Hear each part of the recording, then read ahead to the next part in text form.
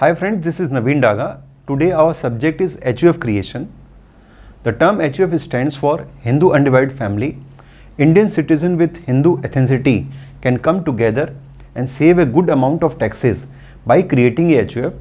HUF is formed under two different laws, Mitakshara and Daya Bhaga. The Daya Bhaga school of law is fervently practiced in the states of West Bengal and Assam.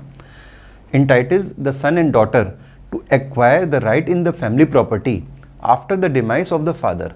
In Mitakshara, the son acquires a right in family property with the effect of his birth. This school of law is practiced throughout India. Most people have heard about HUF, but due to various myths, they haven't formed one. People can form HUF at any time. It is not necessary. It can only be formed when a child is born or post-marriage. You can form your HUF even when your son gets married. There are certain rules and regulations to be followed by HUF. It can't be created under a contract as it gets created automatically in Hindu family.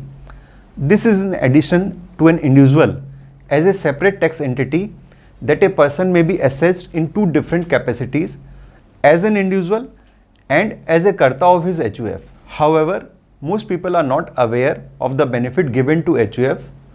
There are many Hindu families in India which are yet not divided and having joint income which comes from will, gift or ancestral property, forms or use HUF.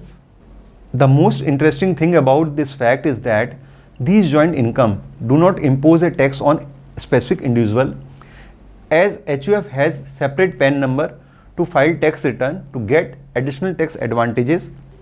Before doing so, one should be aware of the terms and conditions required to create a HUF.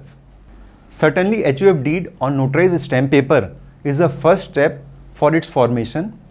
It's not mandatory, but it's advisable to pursue a business with a written document. It consists of details of the member or co-partner, source of fund and act as a proof of its existence. Then PAN can be applied.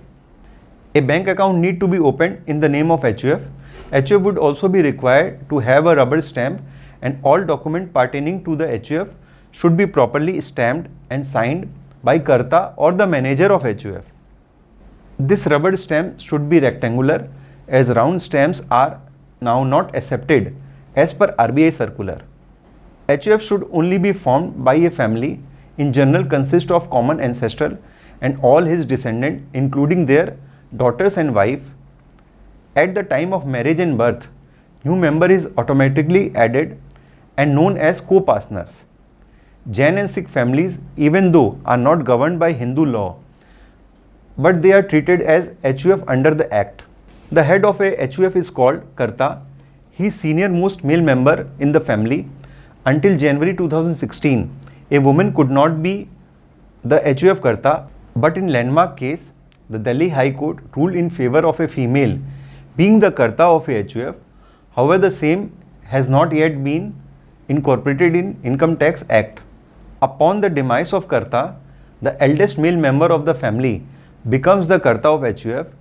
Even when the deceased Karta's wife is alive, the eldest son or any other eldest male member of the family will take over that position. There can be a HUF within HUF.